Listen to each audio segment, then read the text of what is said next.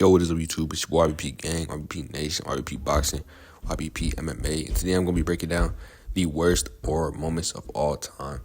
So basically, for this list that I got 6 names first that came to mind, but I'm basically going to be showing y'all what I thought to be some of the worst in history. Not in all the history, like it's more like recent history, but I said all time, you know what I'm saying? I feel like it roll off the tongue a little better than recent history. But yeah, I mean, I don't know if y'all seen, I'll play a clip like going into it, but basically worst aura moments is basically just like, I don't know if you've been on TikTok, it's like a moment that's just like low aura, like you kind of messed up, man, like, but it's more like embarrassing, you know? So it could be like you talk a lot of trash before the fight and then you just get your butt whipped. You were a big favorite in your home country, you just get whooped. Or going into the fight, you were really dominant, you had everything going for you, and then you just lose, you know, in dominant fashion. So that's kind of what like losing aura is kind of. So these are the names that I kind of came up with. For number 1, I got, let's see. Oh yeah, Izzy's lost to Sean Strickland. You know what I'm saying? So going into that, you know what I mean? Obviously Izzy's in his home country. Izzy coming off the win when he knocked out, I think, Pereira. Just a lot of aura out of that, bro. It's just like, that was just inspirational. I'll try to see if I can like find some pictures that y'all can see, but y'all see it, bro. Like, he was just that guy. Like, I think at that time, he made like a speech like, if you could feel as happy as I feel right now, you know what I mean? Like, you will be elated, blah, blah, blah. Just an inspirational speech. I think everyone just kind of fell in love with Izzy again. You know, that young, hungry Izzy, contender Izzy. Someone that you just wanted to get behind, someone that you wanted to believe in. So going into the Sean Strickland fight, it was almost like a homecoming, you know what I mean? It was just an easy tune-up fight. You know, the boxers, like, they're champions, you know, they go after you, then they have a hard fight, and they go back to their home country, get a cool little win just to get the reception from the fans that they didn't really get when they got that victory. That was kind of what this was, you know? You get the support of the fans in the States, but he hadn't fought really in front of his home crowd. I think it was a big opportunity for a lot of his people from his side of the country to go view his fights. They hadn't seen him in a while since, like, long time, you know, maybe he's like first couple fights.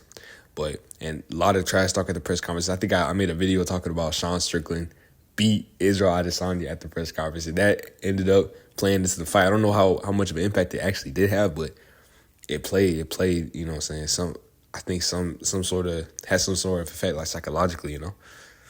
So going to the fight, first round, knocks him down. You know what I mean? Just already out the gate, like already embarrassing him, you know what I'm saying? And you got to understand too, like the aura factor, like in Australia, bro, or in New Zealand, that's not good, bro.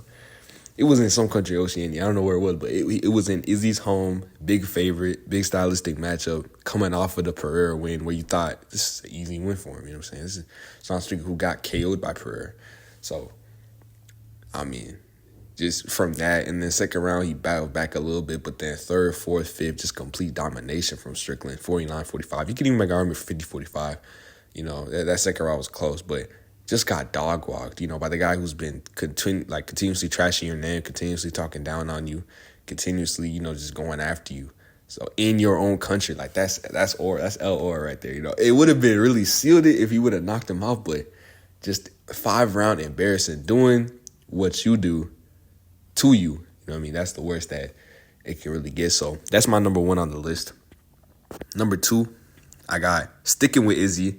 But Izzy he's the one doing the punishing, doing the, you know, making someone lose their aura. It's Paulo Costa going up against Israel Adesanya in the Apex. This was, I think, during COVID. Undefeated versus undefeated. Both guys going into it.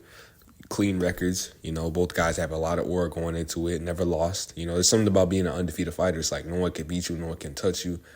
No one can, you know, stop the train that you're going on. Yeah, so, you know, going into that fight, Costa was really confident. I think he had that promoted that Cejudo had. Talking crazy, man. I think Izzy had some trash talk too, but it was very heated. You know, I don't think either guy liked each other. But just from the opening bell, just another complete domination, man. Like, just beating them up with the kicks, you know, beating up that leg. So I think I don't know if it was the second or third round, but he just whooped him, man. Just bad. Like, you know, it started with the legs, but all around, you know, you go to the head. It was just a clinical punishment until it was ultimately over. And then I think second or third round, like I got to check. I'm just going off the dome. But Izzy KOs him. I think he hits him with a shot, goes down. And then as he's going up, I'll show a picture. I don't want to describe it too much, but he basically just like You know what I'm saying? Coastal was on his hind legs, you know what I'm saying? He's like a dog, and, Izzy did what he did, you know what I'm saying? Very, very graphic, I'll put a picture, but, that's bad. That's embarrassing. That's El Or. It's one thing to get knocked out, but then there's like a certain level of like respect. I think when you knock someone out, to not do nothing crazy, like, for example, when Pereira knocked out Jamal, he did that little like Khabib lame, like the, however you do it. I'll put a picture. Like, just doing the pointing thing, like, that's kind of disrespectful. You knocked him out, you know what I'm saying? Like, most people they just walk off, like when Taporia knocked out Volk recently. But, celebrating. Or when Izzy knocked out Pereira, he did that the arrow celebration. So he kind of, but this way, he wasn't completely knocked out, by the way. You know what I'm saying? He was kind of still conscious. And then for him to do that, bro, now that's insane. I've never seen, to this day, this honestly could be like, it's not really a ranking, but it could be number one on the list. Because to this day, I've never seen something more disrespectful in the UFC after someone's got KO'd. Like, that's demoralizing, bro. Costa's been able to move on from the situation, doing what he's doing. He's actually going to be fighting this weekend against Sean Strickland. So I don't know how he got that fight, by the way. That's wild. He very undeserving. But Costa's a big name, man. People love him. He's a fan favorite. And if you beat Strickland, man, he's right back to where he was. So, but yeah, not a good look, bro. Not a good look at all. The next one we got is number 3, Khamzat's fight versus Gilbert Burns. Now, this one's a little different because Khamzat didn't really lose in this fight, but it showed that he's human. It showed that he's not just some alien built in the lab, you know what I'm saying? Just constructed like Ivan Drago type. Like, he's human. Like, he can actually lose. He can actually, you know what I'm saying, take shots. He can actually get knocked down. He can actually get hurt. He can actually bleed. Because throughout his whole career, even in like, UFC career prior to that, just complete domination. Like, no one's been able to touch him. No one's been able to mess with him. No one's been able to really take him into deep waters. So what Burns did was like just crazy, like impressive, bro. Like, okay. Actually, in retrospect, a lot of people thought that Khamzat would run through Burns. I'm one of Burns' like biggest fans. I was cheering for Burns to beat Usman. I thought Burns was that next guy up. Like, I thought, Burns could do it. Obviously, him losing to JDM, that was not a good look. But at the time, like, beating a guy like Burns was no joke. That's like prime Burns, man. Like, very good win. So, very impressive from Khamzat. But a lot of people were picking Khamzat first round KO. Burns chinny. Burns don't got this. Burns not all that. People just thought Khamzat would run through this guy because that's what he'd been doing. You see a guy like Diego Lopez. He stepped up and fought Pat Sabatini, first round knockout. Sadiq Youssef, first round knockout. Just keeps dominating these guys. I think that's what we kind of expected from Khamzat's progression, just to keep doing that until he got to like the championship fight. But that kind of showed that, you know what I'm saying? At first round, I don't remember like how the rounds really went, but remember first round, Khamzat, I don't know if he got dropped, but he got dropped in one of the rounds. It was kind of bad. And then there was like a little scuffle.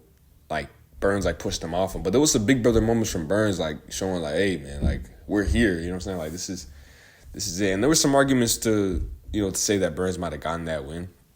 I'm not personally on that boat. I thought Khamzat did enough, but that showed, man, that like he's not that he's, because honestly, beating a guy like Burns, that's still really good. You know what I'm saying? Close fight, but he's not what we think he is. Like, maybe we gotta push the brakes on that. You know what I'm saying? That definitely like opened our eyes. Kind of same thing with Shavkat when he fought Neal, but not to that extent, because I feel like Shavkat ended up getting that finish. Khamzat never got that. You know what I'm saying? It was back and forth. Got knocked down. I think that's not talked about enough. Like, damn, like, nigga, it was a war, man. That's like one of the greatest fights of all time. So, but in that respect, though, no one thought it was gonna be that way. You know what I'm saying? So, yeah, that's my third worst aura moments of all time.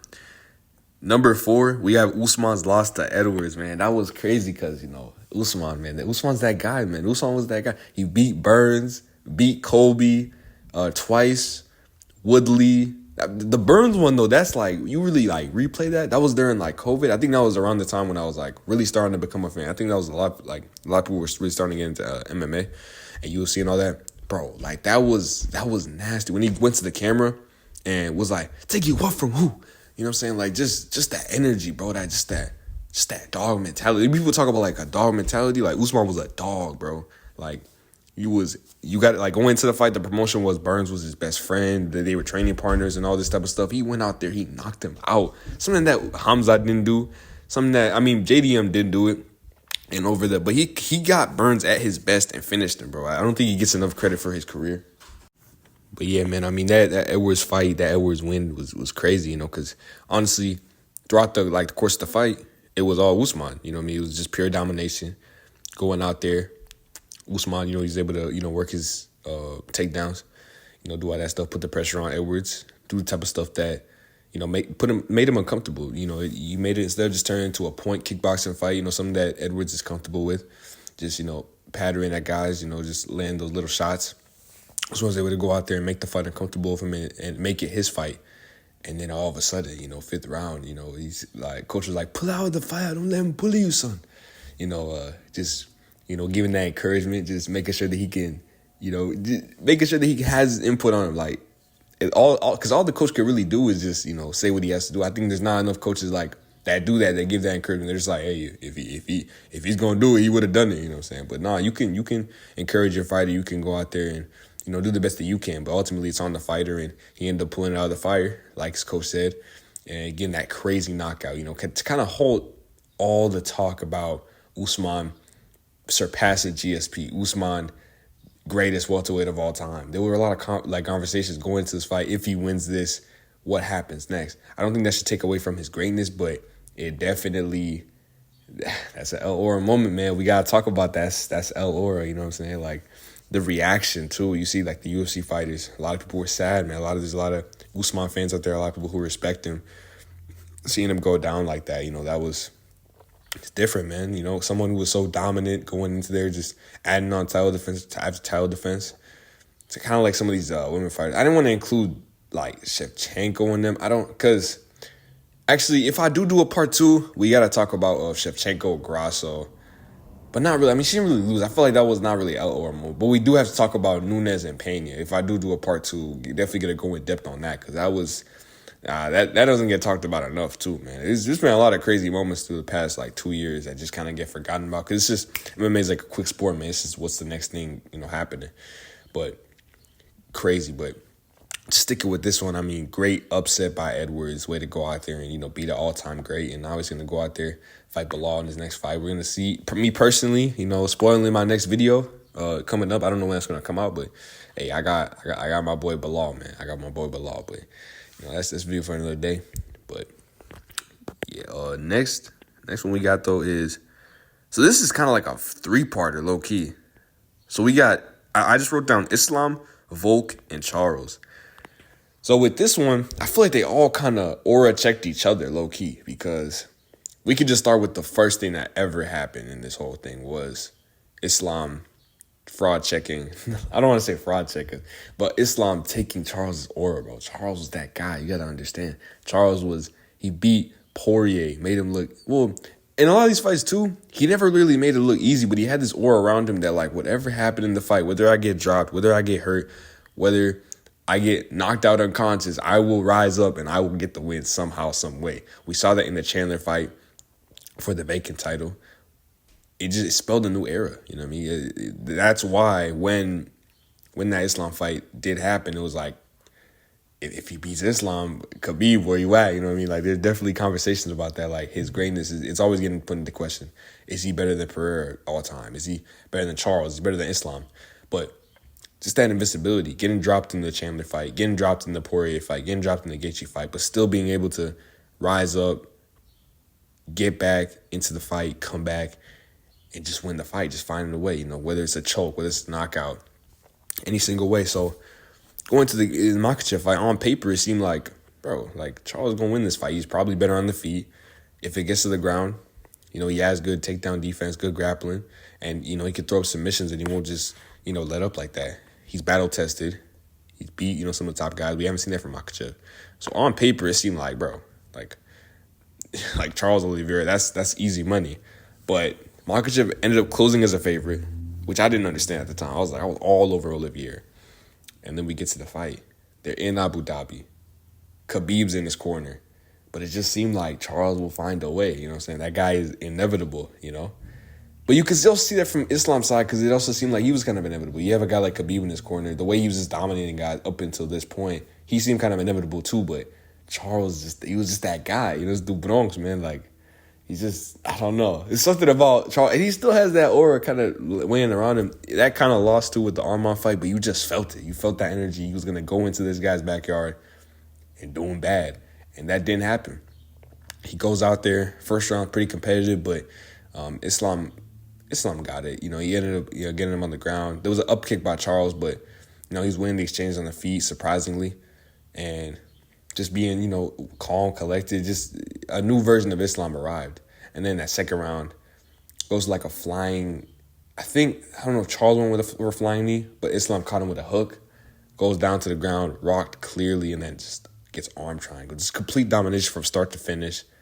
The aura was gone, like just finished, because the Charles army, all the Charles fans, like, what happened? Like, there were people who were even on, honestly, I didn't see the people. There's one of them lines where, like, for the betting odds, where it was like, as much as I heard, Islam was a favorite, everyone I saw was picking Charles. I'm trying to think of an example like that, but it's not really coming to mind. But yeah, usually, because if everyone's betting on, if everyone's picking like one guy, the odds are going to shift in that way. But they didn't. Islam stayed I think it was like minus 150 favorite, and everyone's betting on Charles, man. Everyone. Oh, no. One that was Charles and Armand too. Charles, the betting odds with Armand was just crazy. Or with betting odds with Charles are always crazy because he was even an underdog against like Beneil by a significant amount. Everyone's betting on Charles, and those odds did not shift. Everyone's betting on Charles or at least they said they were, against Armand. Odds didn't shift. He was like a minus whatever favorite. Armand was like minus 300, something like that.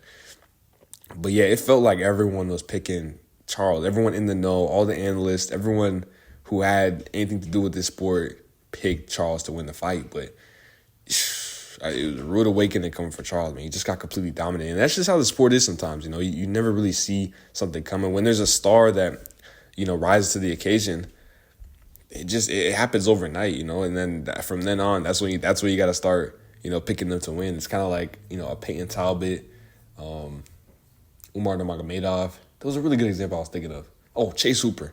Chase Hooper, what he just did to, what was that guy? A Borishev. No one saw that coming, really. I mean, he knocked him down, knocked the guy who was supposed to knock him out on the feet, and then dominated him on the ground. You just never know when a star is going to really, like, rise to the occasion. And Islam did that, just out-auraed him, you know what I'm saying? Just badly. Dominated him.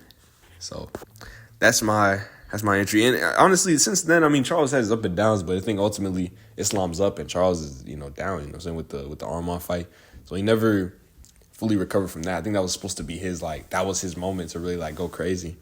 And then to, bring Khabib back into the scene. That was the big one. I think the other wins, okay, that's cool, but the Islam one, that was like the Super Bowl almost, and he couldn't get over the edge. And then, I treated it like a whole section. I'm not even done. So, okay, then after that, though, Islam fought Volk. And Volk kind of got fraud checked low-key because, Volk fraud checked Islam, gave him a really close fight. A lot of people thought that Volk would lose that fight. Thought he'd get dominated by a guy who's, heavier than him. He goes over, I think it was in Australia.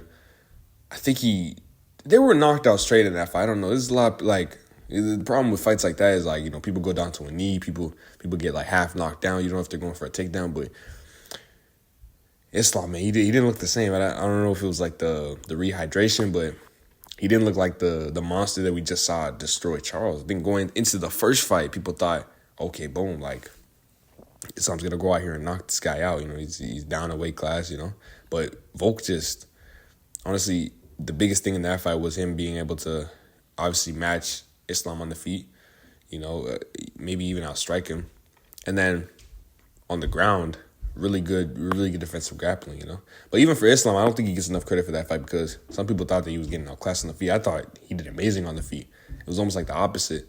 Islam was a really good striker and Volk was a really good defensive grappler in that fight. So both showed really good levels, but it showed that he was kind of human. It showed that he wasn't maybe not that guy. But then in the rematch, man, and this is where it gets really real because Islam just knocked him out first round, just silenced all the haters. You could say short notice, all that stuff. At the end of the day, man, that is what it is, man. That's the one. Just knocked him clean out, bro. Like head kick, nasty, bro. Just nasty. I mean, it doesn't really get any clearer than that. Just dispelled everything. Kind of like how, Pereira knocked out, or Izzy knocked out Pereira in that MMA rematch to kind of shut up all the haters. Like, no, like, that was a fluke. You know what I'm saying? The circumstances were kind of weird, and I'm clearly the better fighter. Went out there, just KO'd him in the first round, just nasty. He KO'd him, too. I think that was another big thing. He didn't sub him. He didn't take him down, dominate him for 5 rounds. He KO'd him, like, beat him at his own game. And that spelled the decline for Volk, because after that, got KO'd by Topuria. Now we don't know what the heck's going on. What's going to happen with him? Is he going to retire? Like, is he going to come back? Volk's career is kind of, like, on a bad downslope. Big aura loss right there. And then the last one I got for aura, I think the biggest one was Conor Khabib, because this is the one time where Conor couldn't really talk his way out of, like, a loss. Like, I feel like you just got to take that one on the chin. He talked so crazy going into the build-up, talked so wild, like, just disrespecting Khabib in every way possible. Throwing the chair at the bus, just a crazy build-up, just disrespecting him in all the ways possible. And Khabib got the last laugh. Khabib choked him out brutally. Khabib, jumps over the cage, starts a whole brawl. And then I think one of his goons, like, Conor gets hit in the back of the head by one of the Khabib's goons. Just embarrassing, you know what I'm saying? It's not much he could really do. Because at the end of the day, for as much, talk that he had, he was the one getting yelled at the end. He was the one getting ridiculed. He was the one getting hit in the back of the head. He was the one with the loss on his record, and Khabib retired undefeated. So that was probably the worst one. Just keep that short and sweet, because you gotta watch that build up. You gotta watch how it really, like, played out, because it's the same what Khabib did. He kind of humbled him. When people look at, like, people getting humbled, like, they look at that fight, they look at Khabib Conor, what Khabib did to him, because it's nasty work, man, nasty work. He lost a lot of aura from that, I feel like. I think that was in Las Vegas. And Conor walked out with one of his toughest walkouts, man. Like, with the air coming, the steam coming out of the ground. It was just cool, man. He just looked like that guy. Looked like a star. And then in the fight, honestly, did pretty well. But,